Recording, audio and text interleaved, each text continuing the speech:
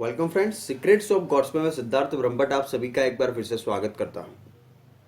और आज हम आपको बताएंगे कि भगवान श्री कृष्ण ने दुर्योधन जब मरणासन पर था उस समय श्री कृष्ण ने दुर्योधन के समक्ष एक रहस्यमय खुलासा किया था।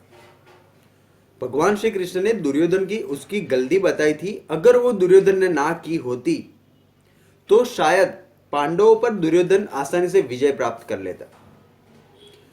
जब महाभारत का युद्ध खत्म हुआ, जब दुर्योधन अपने अंतिम सांसें दुर्योधन की चल रही थी, उस समय भगवान श्री कृष्ण दुर्योधन को मिलने गए। दुर्योधन ने जब श्री कृष्ण को देखा तब उसको क्रोध तो बहुत आया, लेकिन उसने क्रोध में श्री कृष्ण को सिर्फ ताने मारे। और इसके बाद भगवान श्री कृष्ण दुर्योधन से कुछ नहीं बोले, लेकिन कुछ समय जब दुर्योधन का क्रोध शांत हो गया, जब उसके ताने खत्म हो गए, उसके बाद दुर्योधन को भगवान श्री कृष्ण ने उसकी गलती बताई। भगवान श्री कृष्ण ने दुर्योधन को उसकी गलती बताते हुए यह कहा कि तुमने कौरवों के सेनापति के रूप में पहले दिन से 10वें दिन तक भीष्म पितामह, 10वें दिन से 15वें दिन तक द्रोणाचार्य और उसके बाद 2.5 दिन तक तुमने कर्ण को अपना सेनापति बनाया। लेकिन उसके कौरव सेना में एक ऐसा योद्धा मौजूद थे जिसको रोकने में कोई समर्थ नहीं था, स्वयं भगवान श्री कृष्ण भी नहीं। और अंतिम जब उन्होंने प्रहार किया उस योद्धा ने, तब भी श्री कृष्ण उसको रोक नहीं पाए। ये योद्धा थे, वो थे अश्वत्थामा। अश्वत्थामा कोई साधारण व्यक्ति नहीं थे। हालांकि महाभारत काल के अंदर महाभारत के जो योद्धा थे वो हर एक योद्धा किसी न किसी देवी संपदा के साथ, या तो देवी संपदा के साथ उनका जन्म हुआ था, या तो कोई देवी या देवता के वो अवतार ही थे, हर एक पात्र महाभारत के। इसी तरह से अश्वत्थामा के अंदर भगवान शिव के 11 रुद्र की रौद्र तेज, उनकी रौद्री शक्ति अश्वत्थामा में समाई हुई थी। भगवान श्री कृष्ण दुर्योधन से ये कहते हैं कि अगर तुमने अश्वत्थामा को पांडवों के खिलाफ ज्यादा से ज्यादा अगर तुमने भड़काया होता तो आज तुम्हारी विजय निश्चित थी।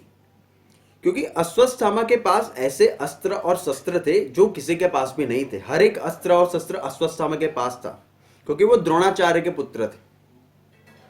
और उसके बाद अश्वत्थामा को स्वयं भगवान परशुराम, व्यास, महर्षि वेद व्यास, स्वयं कृपाचार्य, द्रोणाचार्य और भीष्म पितामह, ये सभी लोगों ने उसको शिक्षा दी थी अश्वत्थामा को। और साथ में ही अश्वत्थामा जन्म के साथ ही अमर थे। अश्वत्थामा की भ्रुकुटी में एक दिव्य मणि था जिसके साथ अश्वत्थामा जन्म से ही अमर ही थे।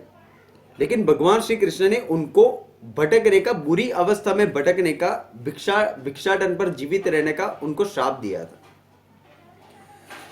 युद्ध के जब 15 दिन चले गए, 15वें दिन जब युद्ध के गुजर गए, उसके बाद कर्ण की जगह पे भी अगर अश्वत्थामा को, भगवान श्री कृष्ण कहते हैं दुर्योधन को, अगर अश्वत्थामा को तुमने सेनापति बनाया होता तो अश्वत्थामा शाम दाम दंड भेद सभी को अपना कर तुम्हें विजय प्राप्त कराने में पूरी तरह से समर्थ था।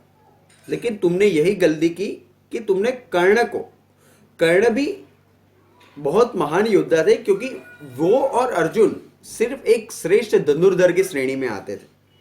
लेकिन अश्वत्थामा भगवान श्री कृष्ण की तरह ही 64 कला और 18 विद्या में वो माहिर थे, वो पारंगत थे, साथ ही वो अमर भी थे।